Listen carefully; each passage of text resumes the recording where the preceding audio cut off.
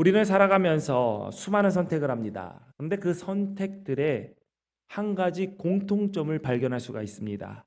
가능하면 덜 힘든 것, 덜 복잡한 것, 덜 수고로운 것을 우리는 선택을 합니다. 산 정상에 오르는 길이 있을 때 케이블카가 있다면 굳이 힘들게 등산하지 않습니다. 엘리베이터가 있다면 계단을 선택하는 사람은 많지 않습니다. 같은 결과라면 우리는 더 쉬운 방법을 찾습니다. 이것은 사람의 본능입니다. 사람은 본능적으로 가장 적은 노력으로 가장 큰 결과를 얻으려는 방향으로 움직입니다. 이것을 노력 회피 성향이라고 하는데요. 이것은 일상생활에서 우리가 더욱더 효율적으로 살아갈 수 있게, 편리하게 살아갈 수 있게 이끌지만 신앙에서는 큰 위험이 된다는 사실을 잊지 말아야 됩니다. 왜냐하면 하나님은 언제나 과정을 통해서 일하고 계시는데 우리는 결과만 원하기 때문입니다. 그래서 기다림을 힘들어하고 과정을 견디기보다는 가능하면 쉬운 지름길을 찾아 나섭니다. 과정 속에서 일하시는 하나님을 발견해야 되는데 우리는 결과만 놓고 하나님의 역사를 판단하려고 합니다. 바로 이 지점에서 시험이 시작이 됩니다. 사탄은 우리의 이 본능을 너무나도 잘 알고 있습니다. 그래서 이렇게 속삭입니다. 힘들게 갈 필요 없다. 고난은 겪을 필요 없다. 지금 당장 얻을 수 있다. 오늘 본문에서 예수님께 주어진 세 번째 시험이 바로 그것입니다. 사탄은 예수님을 데리고 지극히 높은 곳으로 올라갑니다. 같은 사건을 기록한 누가복음을 보면 아주 높은 곳이라고 기록이 되어 있습니다. 그곳이 어느 곳인지 정확히 알 수는 없지만 어쨌든 분명한 것은 매우 높은 자리에 사탄은 예수님을 데리고 갔습니다. 그 높은 곳에서 사탄은 예수님께 천하 만국과 그 영광을 보여주었습니다. 그리고 아주 단순한 조건을 제시합니다. 내게 엎드려 경배하면 이 모든 것을 너에게 주겠다. 이것이 사탄이 예수님께 던진 마지막 유혹입니다. 그런데 이 시험의 본질은 단순히 겉으로 보이는 권세, 영광에 대한 문제가 아닙니다. 이 시험의 핵심은 예수님이 가장 힘들어 하시는 지점을 정확하게 건드리는 데 있습니다. 십자가를 앞에 두고 예수님께서는 그 전날 밤 겟세마네 동산에 가서 홀로 기도하십니다. 그 기도의 모습은 너무 처절합니다. 땀방울이 핏방울이 되도록 간절하게 기도하셨습니다. 그 기도의 내용은 이렇습니다. 아버지, 할 수만 있다면 이 잔을 내게서 지나가게 하옵소서. 예수님이 십자가의 고통과 십자가 위에서 당할 수치가 두려워서 이렇게 기도한 것이 아닙니다. 예수님께서 가장 힘들어 하셨던 고통은 십자가 위의 고통이 아니라 하나님 아버지와의 단절이었던 것이죠. 죄를 짊어지심으로 인해 하나님과의 관계가 끊어지는 그 순간, 그것이 예수님께서 가장 힘들어 하셨던 고통의 순간이었습니다. 바로 그 지점을 사탄이 파고든 것입니다. 쉽게 말하면 그것입니다. 굳이 그 길을 갈 필요가 있나? 너가 사랑하는 그 하나님 아버지와의 관계까지 끊어내면서 너가 그 길을 가야 할 것이냐? 조금만 타협하면 쉽게 갈 수 있는 길이 있다. 바로 이것이 유혹의 본질이었습니다. 조금만 양심을 덮으면, 조금만 눈을 감으면, 조금만 타협하면 고난 없이 영광을 얻을 수 있다는 것이죠. 그래서 얼마나 많은 사람들이 이 유혹 앞에서 무너집니까? 조금의 이익을 위해, 조금의 편안함을 위해 우리는 양심을 너무 쉽게 덮어버립니다. 그리고 결국 하나님의 방법이 아니라 자신의 방법, 나의 판단을 선택하게 됩니다. 이 유혹을 보면 다윗이 엔게디 동굴에서 겪었던 일이 떠오르게 됩니다. 사울은 오랫동안 다윗을 죽이려고 쫓아다녔습니다. 사울에게 다윗은 충성된 장군이었고 나의 사위였고 나의 왕국에 가장 큰 공을 세운 유공자였습니다. 그런데 동시에 나의 자리를 가장 강력하게 위협하는 정적이기도 했고 나보다 더 인기가 많은 또 다른 왕이 될 수 있는 소질을 가진 사람이었던 것이죠. 그래서 사울은 다윗을 죽여서 내 왕위를 견고히 세우겠다라고 생각했습니다. 광야를 헤매며 군사를 동원해서 끊임없이 그의 생명을 노렸습니다. 그러니 다윗은 숨어야 했고 피해야 했고 늘 도망쳐야 했습니다. 그러던 어느 날 엔게디 동굴에서 도망자의 삶을 끝낼 기회가 찾아옵니다.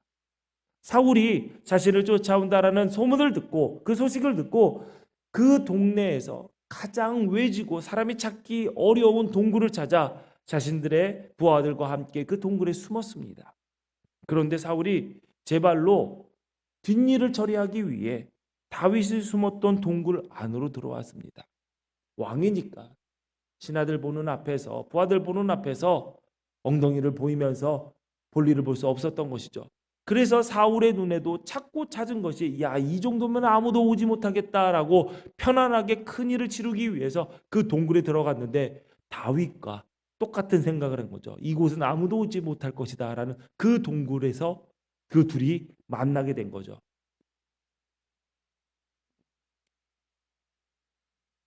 자기를 죽이려던 원수, 그것도 호위무사 하나도 없이 아무런 무기도 들고 오지 않고 나의 손으로 들어온 것입니다. 그때 다윗의 부하들이 한 목소리로 말합니다. 이것이 하나님의 뜻입니다. 이것이 기회입니다. 지금 하나님께서 원수를 넘겨주신 것입니다. 상황도 맞고 환경도 맞고 사람들의 해석도 맞아 보입니다. 모든 것이 한 방향을 가리키고 있습니다. 지금 사울을 죽이면 이제 다윗은 더 이상 도망자가 아니라 이스라엘에서 가장 영향력 있는 사람이 됩니다. 왕의 자리도 쟁취할 수 있는 가장 좋은 기회입니다. 그러나 단 하나 결정적인 것이 빠져 있었습니다. 그것은 하나님의 말씀이었습니다. 하나님은 그 수십 년 동안의 도망자의 생활 속에서 도망자의 삶을 살아가면서 다윗에게 사울과 맞서 싸워라, 사울을 죽여라 라는 말씀을 하신 적이 없었습니다. 내가 너와 함께 하겠다, 내가 너를 돕겠다, 내가 너를 인도하겠다라는 약속을 하셨지만 내가 사울을 맞서 싸워 이기게 하겠다, 사울을 너의 손에 넘겨주겠다라는 말씀을 하신 적이 없습니다. 그런데도 사람들은 상황과 욕망과 환경을 근거로 이것을 하나님의 뜻이라고 해석을 합니다.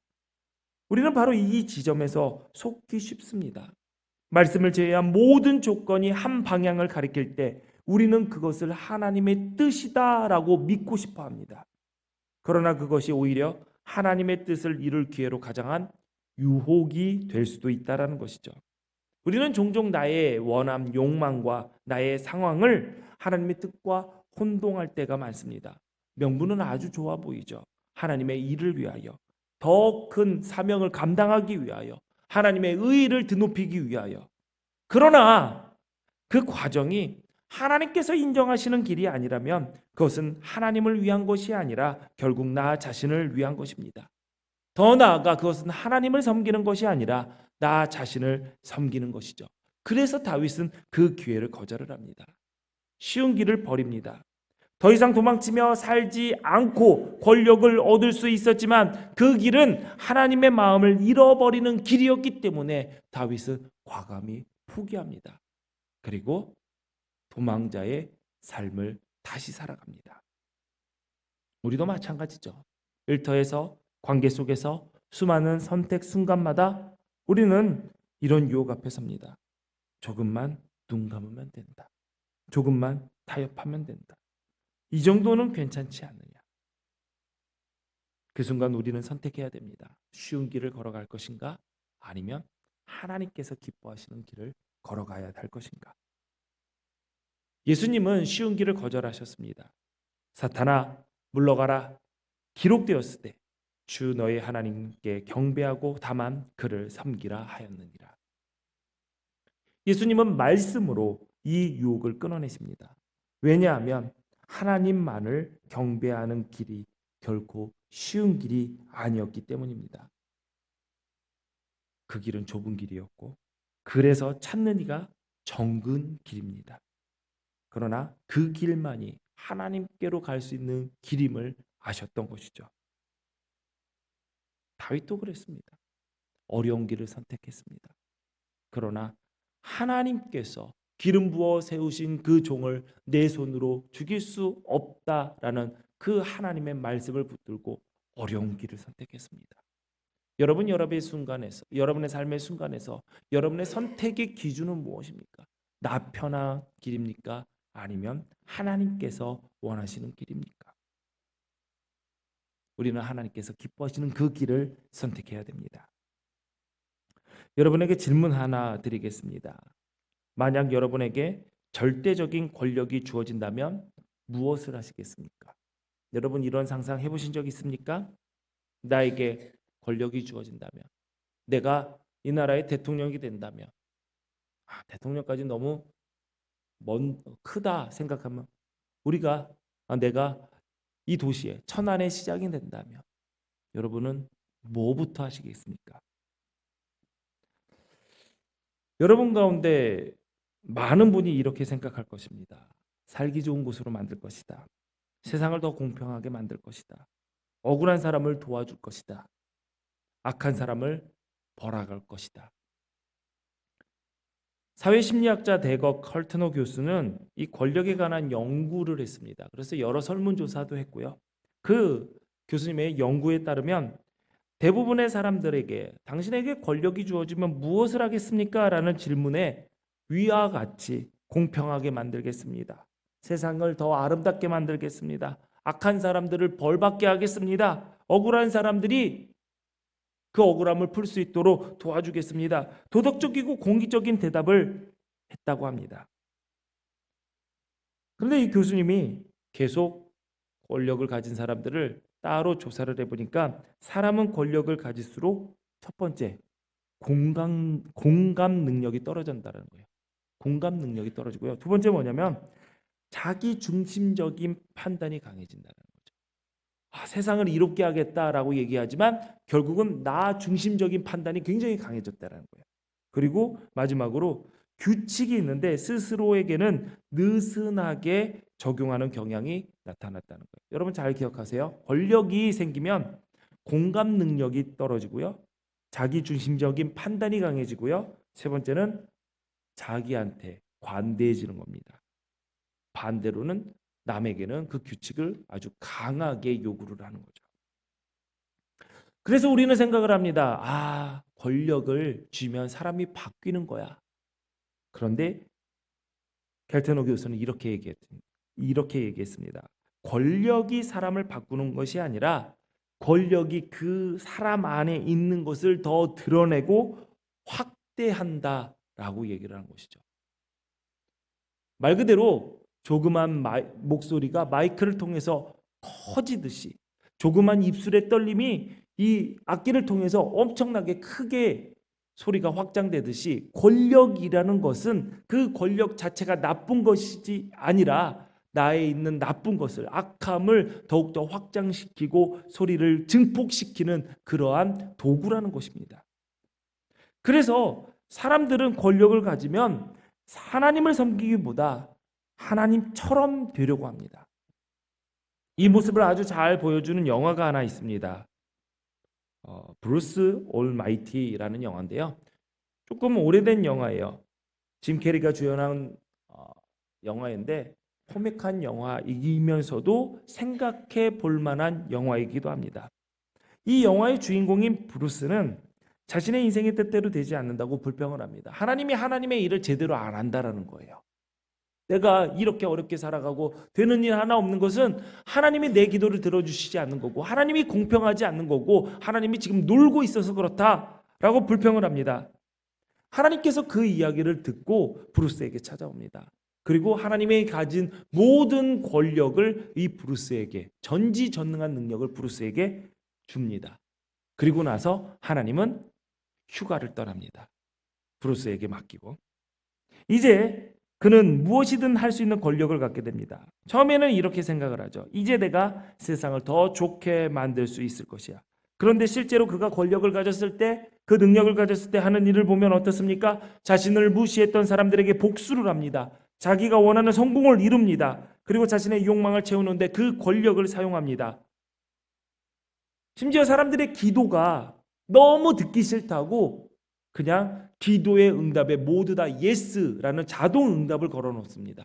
그래서 로또 당첨을 하는 그 기도를 다 들어줍니다. 나 로또 1등 되게 해주세요 라는 그 기도를 다 들어줘요. 그래서 로또 1등이, 원래 로또라는 것이 그 로또를 산 기금에서 1등 당첨자들이 분배해서 나눠 갖는 구조인데, 1등이 너무 많이 뽑혀가지고 로또 1등이 $17였습니다. 당첨금이 한 2만 원 조금 넘는 금액이죠.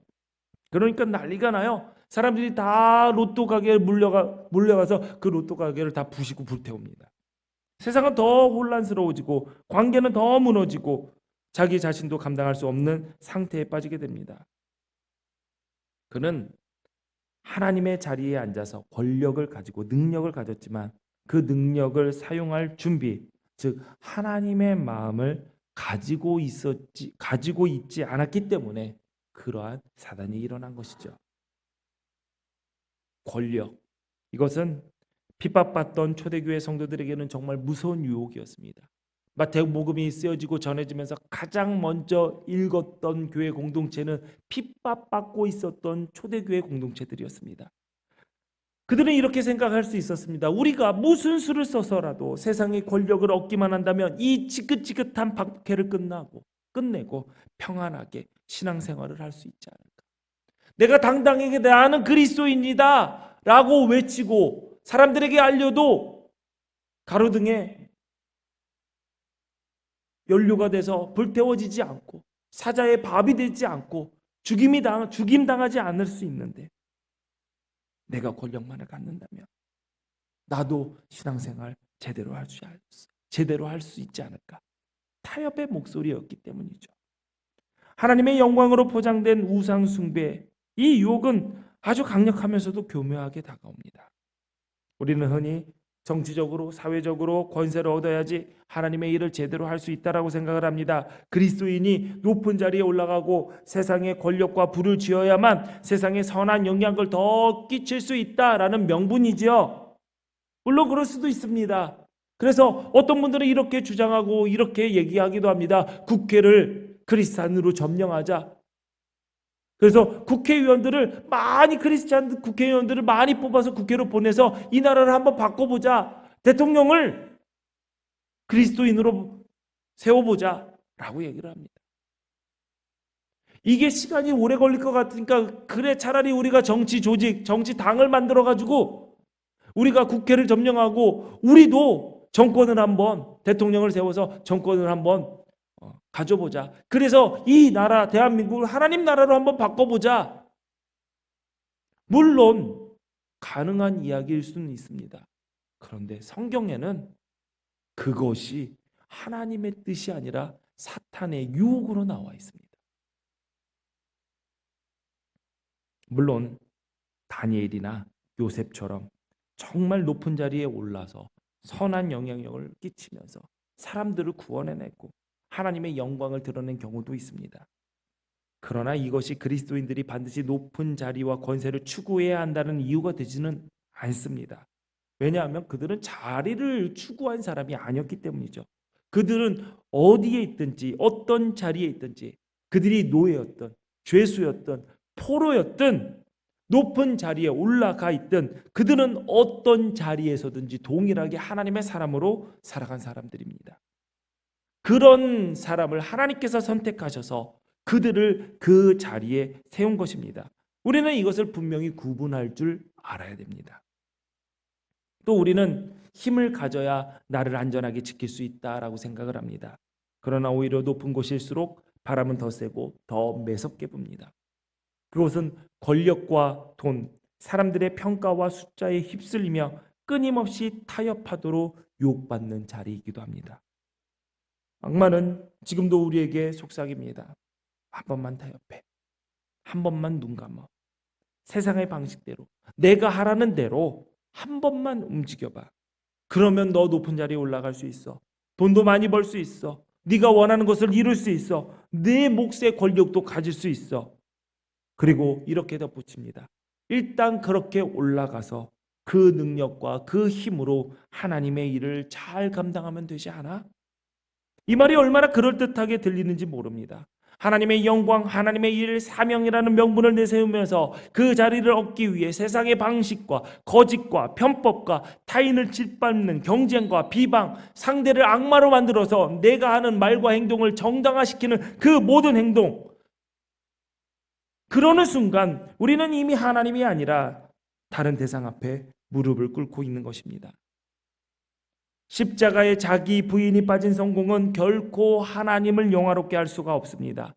세상의 방식으로 힘을 얻어서 하나님의 일을 하겠다라는 생각은 결국 하나님이 아니라 나 자신의 야망과 탐욕을 섬기게 만드는 우상 숭배일 뿐입니다. 그것은 신앙이 아니라 나의 자신은 나를 드러내기 위해 세상의 논리를 기독교의 이름으로 포장한 것에, 가린 것에 불과합니다. 우리가 구해야 할 것은 자리나 권세가 아닙니다. 우리가 먼저 구해야 할 것은 그 자리를 감당할 수 있는 하나님의 마음을 구해야 됩니다. 우리는 종종 생각합니다. 내가 그 자리에 올라가면 더 잘할 수 있을 텐데, 내가 그 힘만 가지면 하나님의 일을 더 잘할 수 있을 텐데, 그러나 하나님은 먼저 우리를 그 자리로 부르시는 것이 아니라 과정 속으로 먼저 부르십니다. 교회에서 한번 얘기를 해볼까요? 직분이 사람을 바뀐다. 그 말은 틀린 이야기가 아닙니다. 그냥 헐렁하게 신앙생활 하던 분들이 집사 직분을 받고 제대로 하시는 분들도 계시고요. 헐렁하게 하시던 분들이 권사가 되면서 더 충성한 일꾼이 되는 경우가 있고요. 장로가 돼서, 목사가 돼서 하나님의 일을 더 감당하는 경우가 종종 있습니다. 사실 저도 전도사라는 직분을 받고 나서 바뀐 게 뭐였냐면, 일단 나는 경고망동하지 말아야 되겠다. 제가 전도사가 되면서 제일 힘들었던 게 뭔지 아십니까? 장난을 끊는 거였습니다. 왜 웃으세요? 저는 처절하게 싸워 승리한 건데, 지금까지 정말 재미있게 신앙생활, 교회에서 재미있게 신앙생활했는데 그 교회에서 제가 거기에서 활동했던 부서의 전도사가 된 거예요. 그러니까 장난부터 끊어야겠더라고요. 그래서 듣는 얘기가 전도사 되더니 의젓해졌습니다라는 얘기를 굉장히 많이 들었습니다.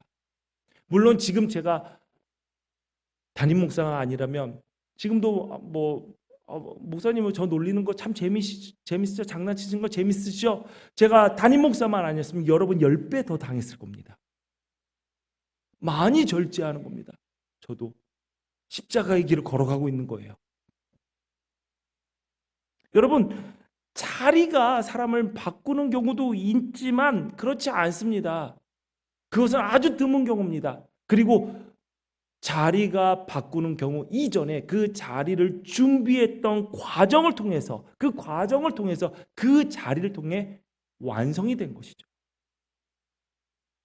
그래서 우리 교회에서는 늘 이해합니다. 집사 직분을 받기 전에 집사처럼 신앙생활을 해라.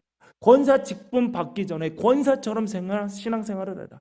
장로가 되기 전에 장로가 어떻게 섬기고 어떻게 이 공동체를 위해서 일하는지 그것을 알고 그렇게 먼저 살아라. 그렇게 먼저 신앙생활을 해라. 그럴 때 보면 어느 순간 하나님께서 그 자리에 세우신다라는 것이죠. 하나님께서는 자리에 먼저 우리를 세우시는 분이 아니라 과정을 통해서 우리의 마음을 다듬으시고 하나님의 이끄심을 통해 하나님의 마음을 배우게 하십니다.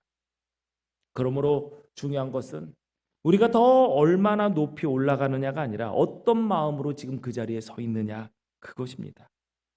십자가를 통과하지 않은 권세는 결국 나를 위한 도구가 되지만 십자가를 통과한 권세는 하나님을 드러내는 통로가 됩니다. 그러므로 우리는 선택해야 됩니다. 쉽게 얻는 길이 아니라 하나님 마음을 배우는 길을 선택해야 됩니다. 결과를 먼저 구하는 삶이 아니라 순종의 과정을 걸어가는 삶을 먼저 선택해야 됩니다. 사랑하는 기독교의 성도 여러분, 다만 하나님께 경배하고 다만 그분만을 섬기는 것, 그것이 우리의 길이고 우리가 선택해야 할 길입니다. 우리가 지금까지 광야에서 예수님께서 받으신 세 가지의 시험에 대해서 말씀을 나눴습니다. 돌을 빵으로 바꿔라. 성전 높은 곳에서 뛰어내려봐라. 나에게 절하면 세상의 모든 영광을 너에게 주겠다. 이 세 가지 시험의 본질은 딱 한 가지입니다. 지금 너는 누구로 살 것이냐. 하나님 아버지 아래에서 자녀로 살 것이냐, 아니면 너의 왕국을 세우며 하나님과 같은 자리에서 하나님과 동등되게 서기를 원하느냐. 여러분, 사탄의 본질은 무엇입니까? 사탄이라는 이름 자체, 그 뜻이 대적자라는 것입니다. 누구를 대적합니까? 하나님을 대적한다라는 것이죠.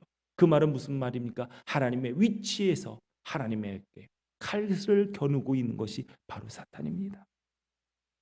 하나님과 같이 높아지려는 시도를 가지고 바로 거기에서 타락이 시작이 되었고, 아담도 그 지점에서 넘어졌습니다. 선악과를 따먹으면서 그가 그 선악과가 정말 매력적으로 느껴졌던 것은 이것을 먹으면 내가 하나님과 같이 될 것이다 라는 것이죠.